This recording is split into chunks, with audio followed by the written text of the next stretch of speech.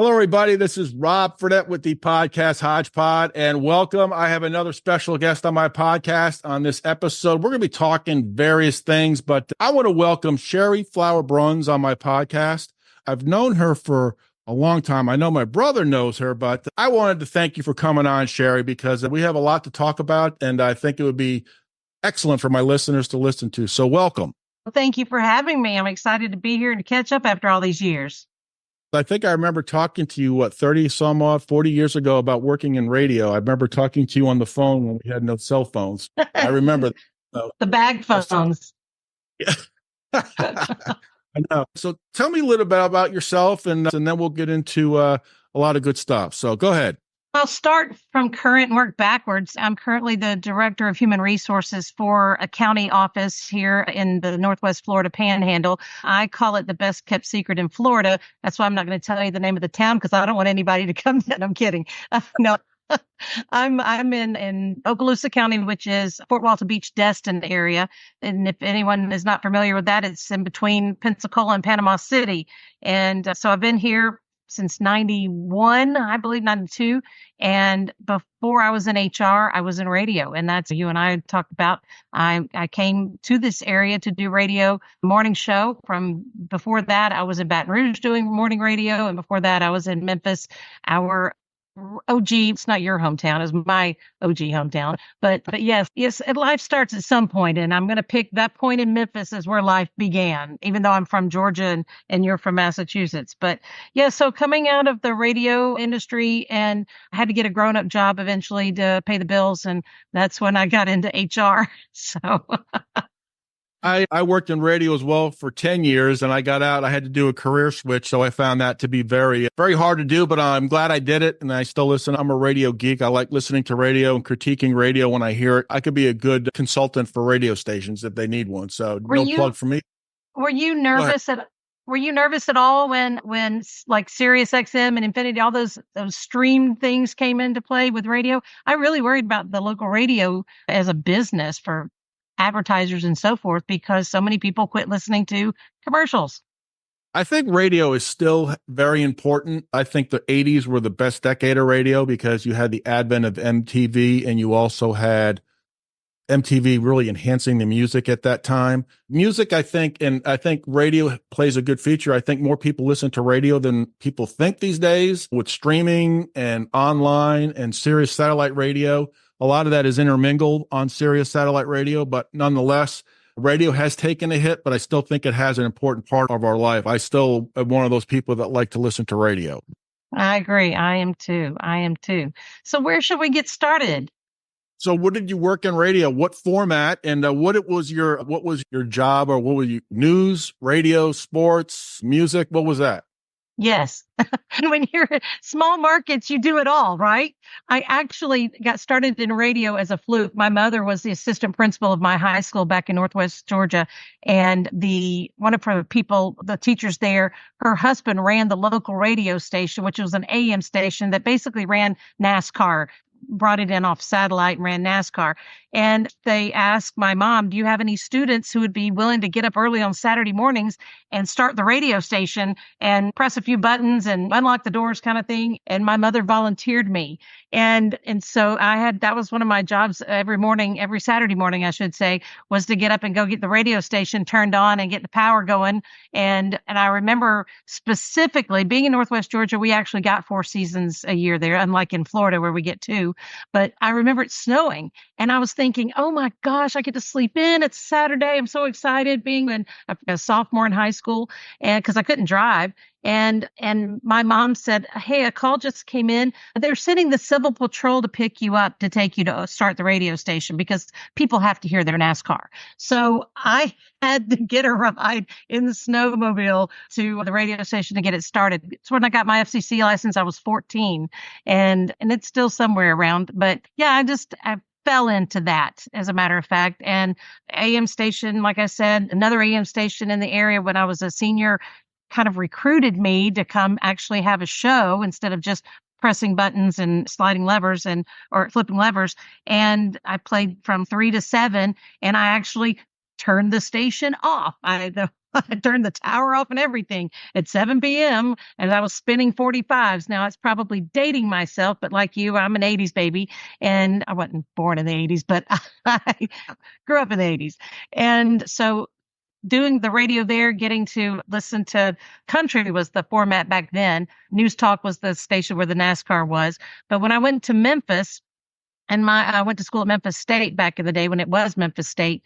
I was in communications, and the communications department chair said, "I'm going to need you to volunteer your time in the campus radio station playing jazz." And I said, "I'm sorry. I've always gotten paid to do radio. I can't volunteer. I've got to go work for pay for school." And I DJ'd at a local nightclub. So I went from radio DJing to nightclub DJing. And that's a whole different ball game there because there's a lot of mixing involved. And That's fun. so yeah, I DJ'd in nightclubs and was in control of the lights and the sound and all that good stuff. But when an opportunity became available to actually get back the radio in my latter years in college, I was with WMC TV5 and do you remember that? You remember TV5? They're still are they still WMC TV5 in Memphis? They are. Yes, they are. Okay. They were the powerhouse back in the day, but I was an intern assignment editor and stringer news reporter for the TV station, but I also worked upstairs at FM 100 back in the day when it was FM 100. And I got to run the board, so to speak. And basically what running the board is, you got the personality out on the streets or wherever they are live. And I'm back in the studio making sure they have volume to their microphone and that the songs are actually playing when they're supposed to be playing. So, and back then, Rob, we used 4 tracks. They looked like those 8-track cassettes, but they were only 4 tracks because it was one song per 4-track. But I tell you, it was a lot of fun. But Memphis was the start of it all, I want to say, because that's where I met my mentor. His name was Tom Prestigiacomo. He was, remember that name? I do. Steve Conley, Ron Olson, that whole crew. But Tom Prestigiacomo taught me something that I have actually, it's transcended any job I've ever had. And would you like to hear what that was? Absolutely. Please do. It was that a smile can be heard. And here's why. He put me in the studio on a stool in front of a microphone, and he handed me the script to read. And in the script, he said, "Read this just like you would." And I, in my young teenage years, was trying to articulate and enunciate. And one thing I was told was to lose my Southern drawl. And I was like, okay. So I did my very best in the studio. And he said, "That's fine. Let's listen to it." We listened to it. And I was like, okay, cool. I said every word correctly. I enunciated appropriately. I did that right.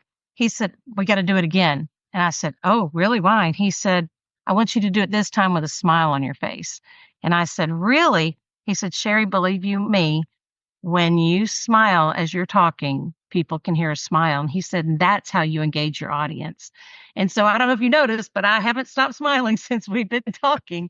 And so I did. I read that script with a smile on my face, as awkward as it was to talk about bath bubbles or whatever it was on the commercial, and to say it with a smile on your face. And it made all the difference in the world. And he said, "That's something you can take with you, because a smile can be heard."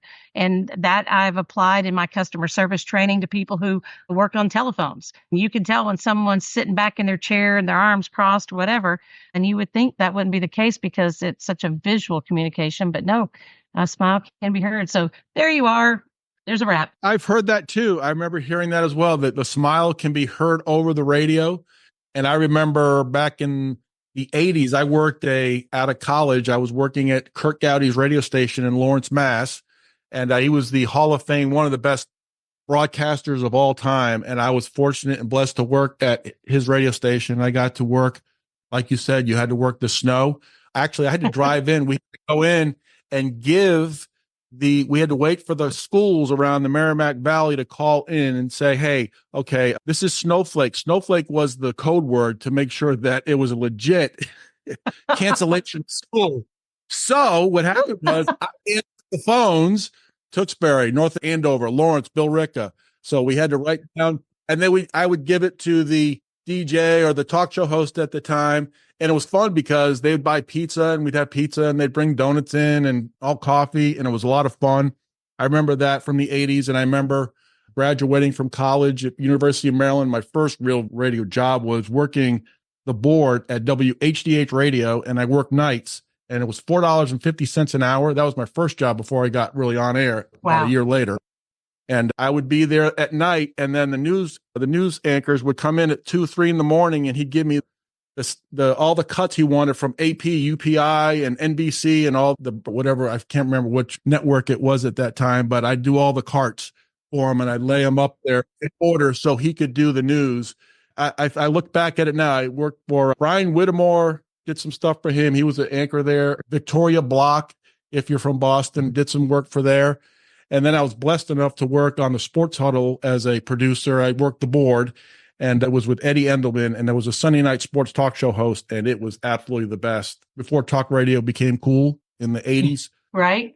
But it was awesome. I got to meet a lot of stars, Roger Clemens, some of the old-time Celtics. So it was a lot of fun. I really enjoyed it. And another one that played for the New Orleans Saints, Bobby Hebert, the quarterback. So I thought that was pretty cool. So that's also an LSU player too.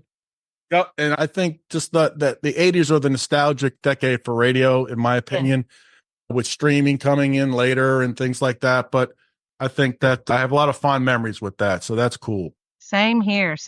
When I left Memphis, I went to Baton Rouge to do a morning show there. Became my husband, my boyfriend at the time. He was from Baton Rouge, a big LSU Tiger. I was a Memphis Tiger, so it was a great thing. But I was raised a Georgia Bulldog, so I call that a mixed marriage that we had. But I did morning news, and so I got to combine my news background and my radio background, and did a morning news show with the flagship station for LSU. So I got to meet a lot of the players.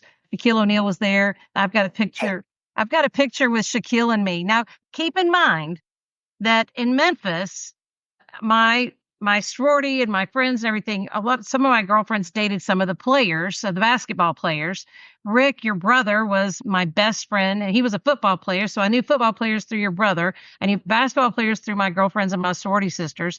And Penny Hardaway, Vince Askew, that age group, that era. And when I went to LSU to work at the radio station down there, this kid Shaquille kept showing up at the radio station. And so I was like, he's pretty cool. And we would do these things called star parties with our radio station. It was taking up and coming artists who maybe had a one-hit wonder so far. And we would give out tickets, and the DJs, we'd all wear tuxedos and invite some of the area celebs to come in and play with us, if you will. And Shaquille was at one of these parties, and we were making pictures, and I grabbed a chair to pull up next to Shaquille, and he said, "What are you doing?" And I said, "Well, we got to be in the same frame, because I'm 5'4" and you're 7+. And I said, "I don't think we'll be in the same frame." And he said, "How else is anybody going to see how tall I am if you don't stand where you are?" And I said, "Oh, okay. I get it. It's about you now, isn't it?" No, I'm kidding. But he was such a big personality even back then as a young player. And I had that picture of Shaquille and me. Of course, that was from those disc cameras that had the disc and hadn't developed. I so wish I could find that picture right now. I actually think I gave it to Penny Hardaway, because when I moved to Florida after my stint in Baton Rouge, and I moved here, my station was the flagship station for the Orlando Magic. And so we would go down for games like that. I saw Penny, and Penny remembered me from college, and I showed him this picture with Shaquille and me. Shaquille was wearing an LA Lakers shirt. And this was before anybody knew that Shaquille was going to LA. He was still playing for Orlando. And so Penny was like, "I got to have that picture." I actually think I gave that picture to Penny Hardaway to show Shaquille, is this prophetic or what? You're getting ready to go take off to LA. Well, that was a neat little thing. That's a little inside baseball. I like that inside baseball stuff. Working in radio, when I did the sports talk show working as one of the producers for the Sports Huddle, it was a lot of fun. So talk about LSU, the Baton Rouge. Talk about Death Valley at night. What's that like? Oh, wow. I get chills just for the buildup of it. So my late husband and his whole family were LSU people. His dad was the ROTC commander on campus. His older sisters grew up on campus.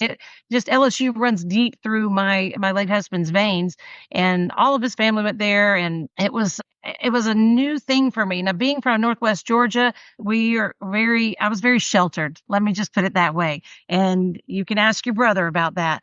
I was not exposed to a whole lot growing up in Northwest Georgia, but in Baton Rouge, where they have a lot of cage and loud alcohol consuming party animals is what it is. I had to learn a lot real quick, especially doing radio there. And Mardi Gras, did you know that? And that was my comment back to my mother back in Northwest Georgia. Do you know they take a vacation for Mardi Gras? They take time off work. The city just shuts down. I was like, who does that? And Easter. So it was just like you don't go to work that much. But no, being exposed to LSU, I learned to love it. Except when they played my Georgia Bulldogs, we had a house divided for sure. And I will fast forward then to what happened most recently, if you don't mind, because that's where my connection grew so deep. So having that background with LSU and the family loving it so much, my husband passed away in February of 19. Our youngest son was a senior in high school. Our oldest son was already over at FSU. And our youngest son, we'd been putting some tape out on him because he was not D1 size. He had some JUCO offers. He had some D2 offers, D3 offers. And I say offers, visits, if you will. But we had a friend here who told us about the senior visit and that you can ask as the senior to go visit and you pick any school you want and they pick a date in the game. You go see them. And so November of 17, was that right? 17, 18. It was November 18. It was the LSU Rice game. And we got tickets. They told us where to go, how to show up. And when I told you my son wasn't of size, that was to be the linebacker, which is the position he played in high school. But he also worked really hard on his punting and kicking skills. And that's where we knew he could take it to the next level. But we never thought D1. And who am I to guess that big, right? When we went to that visit, first thing that stood out is how contrary it was to the friend who referred me to the senior night when he took his son to USF and UCF, which is South Florida and Central Florida. He said, basically, they got treated like the redheaded stepchildren, that they were told to come at a certain time. And when they showed up, all the food had been eaten. The tables were all cleared, the trash left and everything. So they had their recruits in first. And then they brought in the people who asked to go secondary, and you just got treated behind the scenes and just stay in the corner kind of experience for them. And funny thing is, and I'll come back to that, but that kid who was treated like the redheaded stepchild now snaps for the LA Rams. So I'm really proud of him for making it like he did through UCF. But I didn't have that experience at LSU with my son. They treated us like we were a 4- and 5-star recruit. We did not get separated from anybody. They put us at the same table with all the other recruits. And what really, it was just a class act. And that night was the beginning of not just an amazing experience at LSU, but at the beginning of a wonderful relationship. We were seated at a table with a couple whose son was a junior in high school as a quarterback, and he was a 4-star recruit quarterback out of Georgia. As we're talking to this man and this woman there, the coaches are talking to the kids and the young men, and I leaned over to talk to the wife, and I said, "So football and family kind of thing?" And she said, "Yeah, my husband, he played college ball and pro ball." And I was like, "Oh, that's really cool. That's really neat." And I said, "Where did he play college?" And she said, "At FSU." And I said, "Oh, no kidding. That's awesome. What position did he play?" She said, "He was a quarterback." I said, "You know what? One of my favorite coaches of all time was Mark Richt, and he was a quarterback's coach at FSU back under Bobby Bowden days." And she said, "Mark Richt is my brother." And I went, What? "What? Are you kidding me?" So I patted the guy on the shoulder and I said, "And you thought you were the celebrity?" I said, "She's the celebrity. His name is Brad Johnson. He played quarterback he was a Super Bowl winning quarterback for the Tampa Bay Buccaneers, but he also played for the Minnesota Vikings after he was at FSU." And so I'm sitting next to a Super Bowl winning quarterback, and my interest is Mark Richt's sister sitting next to me over here. So that was really cool. They've got 2 boys, Max and Jake Johnson. And Max was, like I said, a junior quarterback. Jake was tight end, still in high school. And Coach O was really trying to get Max there over from Athens, Georgia. And so my son and Max struck up a friendship. Nikki and Brad and I struck up a friendship.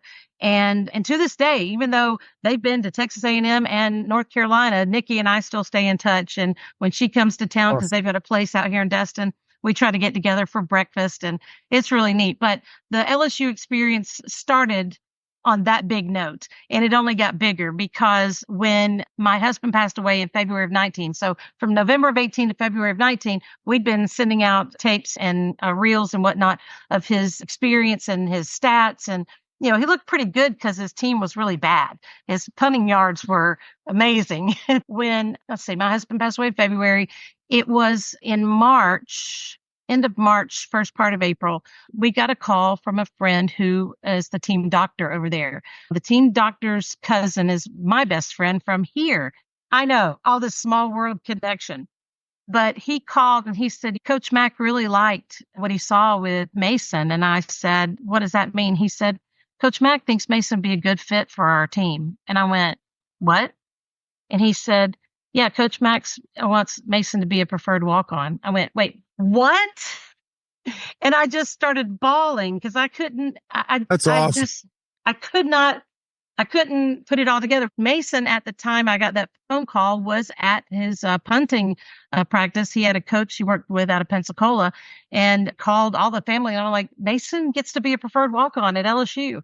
And so everybody's crying because of my husband. His name was Hank.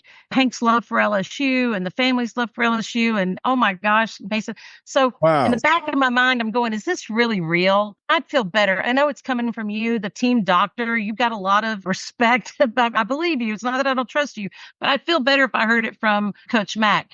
The next phone call I got was from Coach Mack. And Coach Mack told me why he thought Mason would be a good fit. Mason was a good student. He had great numbers.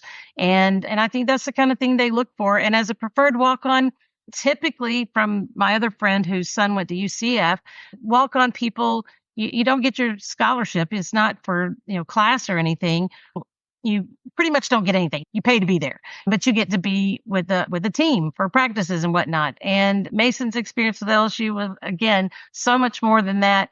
Not only did he get to feel a part of the team, the only thing he didn't get to do is he didn't get to travel until postseason play, but he got to eat with the team. He got study halls. They had mandatory accountability with their studies. It was truly an amazing experience. And I had all these questions. So I'm constantly in touch with the staff. So I feel like I became close with the staff at the time. Coach O's secretary, she is a wonderful woman, and she made sure that I had every bit of information that I was looking for, because I was that mom. I was like, are you sure? Is this real? Are we supposed to do this? And NCAA. Oh, and that's another thing. Boy, you have tons of paperwork and things to sign to make sure that you're not violating NCAA rules. And they were a class act school, and the program, it was right after they built their new facilities. And so this locker room was something out of Star Wars. Couches, benches, TVs built in. And when I tell you they treated this walk-on like a player, a recruited player, his name and his city was on his locker. Come on, really? That's unbelievable. And I think that's awesome.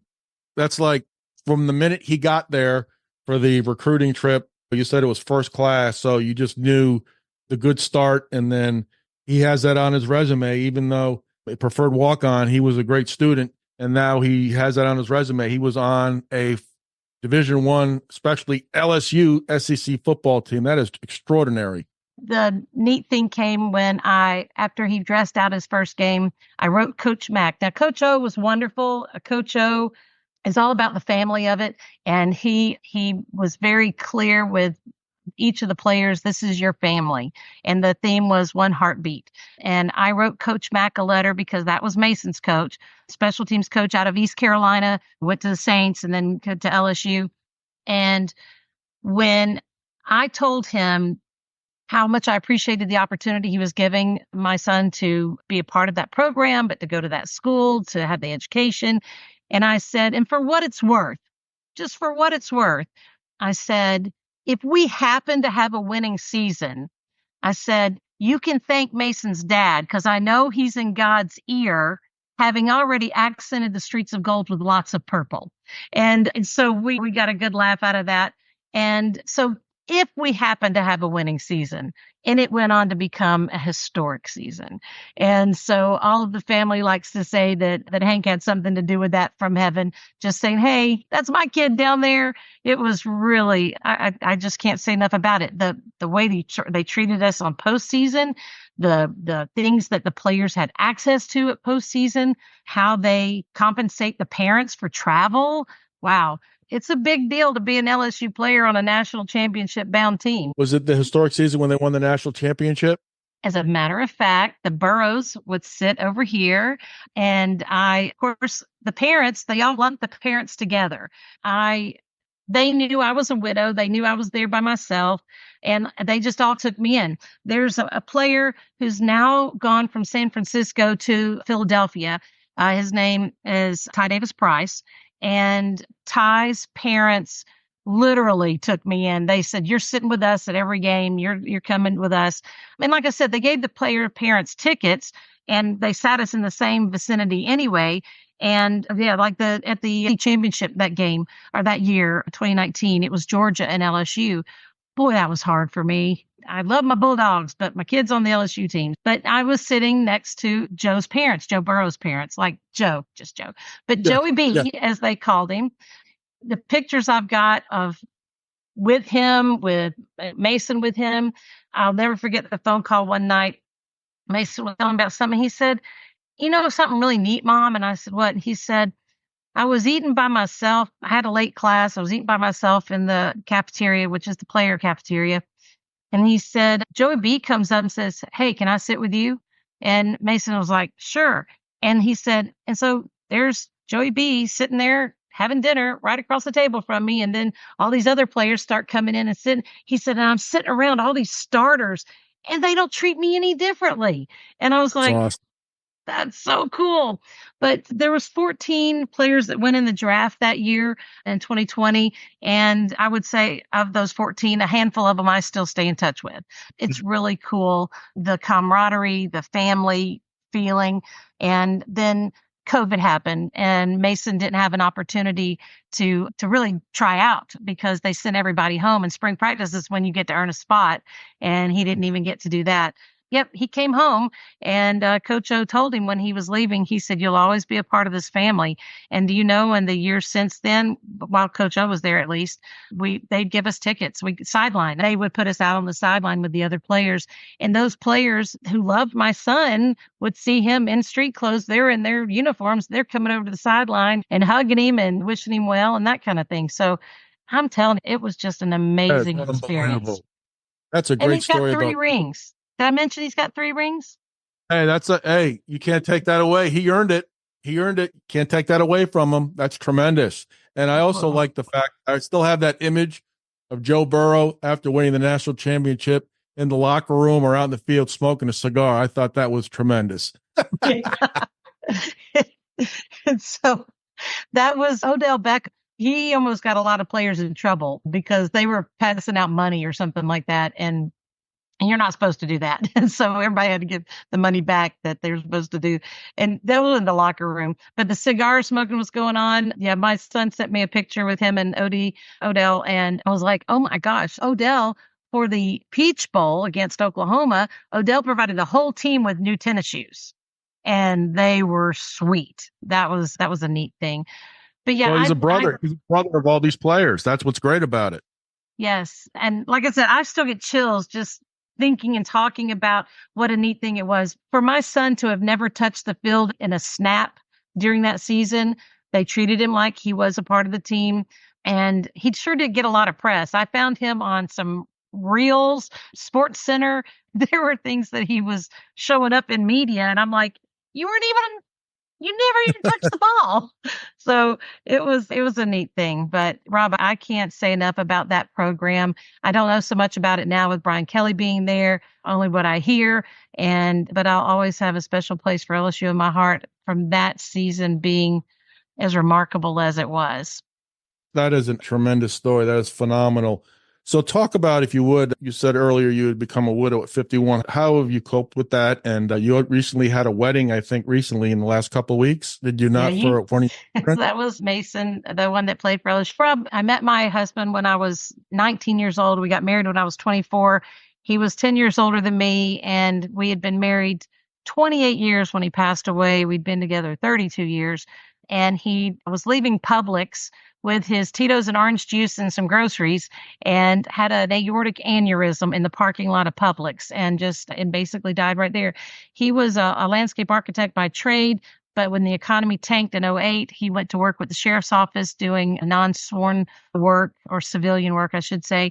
And so the first responder there told the ambulance, said, "This is one of our guys, take good care of him."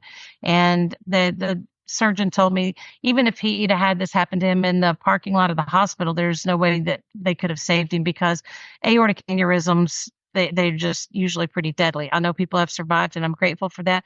But I will tell you, we're a faith-based family. And so I didn't look at this as my world has come to an end. I looked at it from the standpoint of, I know I'll see him again. And that's how I had to conduct myself for my sons and for our family and friends, that we don't mourn like those who have no hope.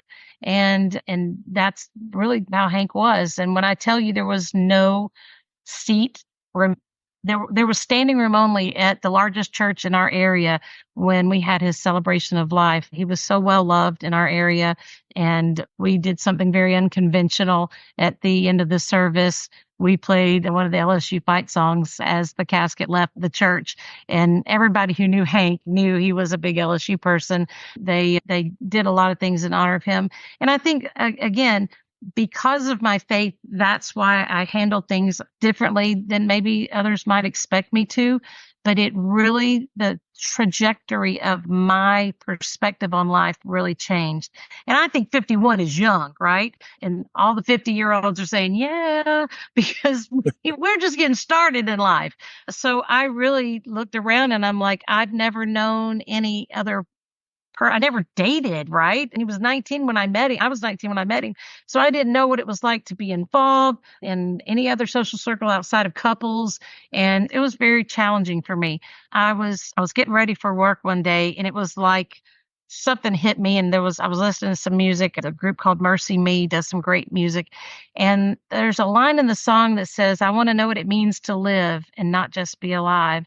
And I'd recognized that I had let myself go. I had just trying to put one foot in front of the other and doing what I could do to keep things afloat for our sons. The LSU stint that happened on the heels of his death, I think, was God's way of just blessing our family, because it kept us busy all the time with such a wonderful experience. But in the subsequent years, life hits pretty hard, and you realize you're alone. And I knew I needed to make some changes in my personal life for my health. I actually hired a nutritionist. I hired a trainer. I lost like 100 pounds. It was just crazy, the life transformation that had to happen for me. But I've never felt better, and I'm still on that journey. But I call it a journey for a reason, because I don't think you ever stop. It's not a destination of good health. Your brother has gotten into diving, and he likes to do that kind of stuff. I want to do that kind of stuff. I'm going to check into doing that. But I really had to discover what life looked like solo. And it's been 5.5 years now.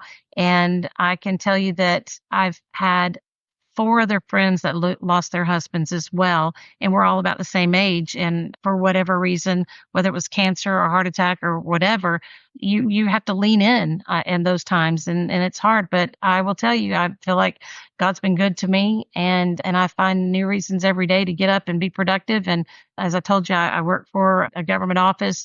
And I don't know how to segue into something else after you get on that subject, Rob, because it's life altering, but you have to find a new meaning for your life. And so that mantra of mine, to know what it means to live and not just be alive, one of the things I started doing is never turning down an invitation. I think I used to find ways to, no thanks, I'm busy, or, oh, I'm not feeling it.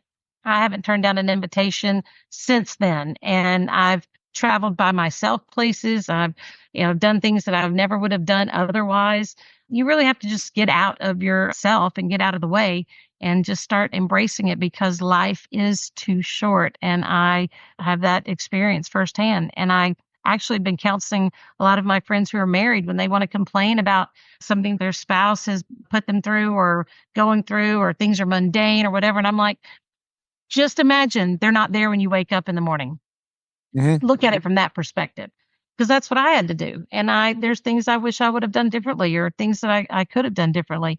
But you have to really appreciate what you've got in front of you, because I can tell you, being this age and looking around stores and mowing my own grass, fixing things at my house, it's so different now.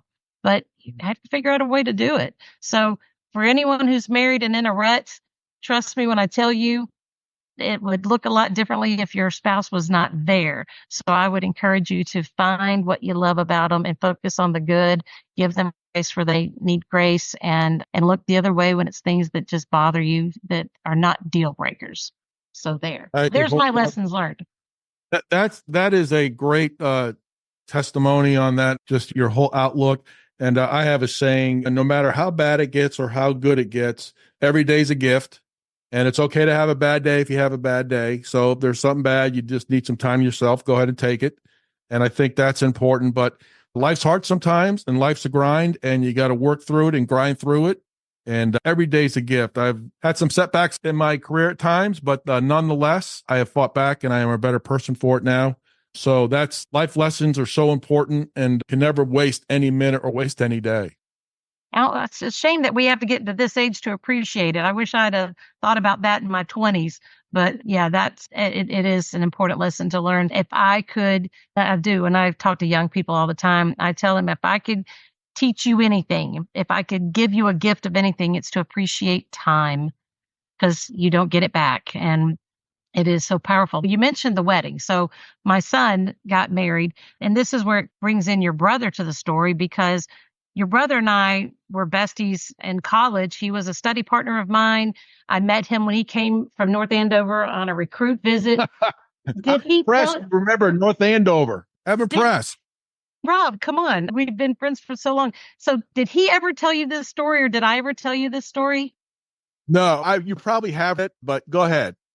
So I was one of the greeters for the recruits that came in for Memphis State and for the athletes.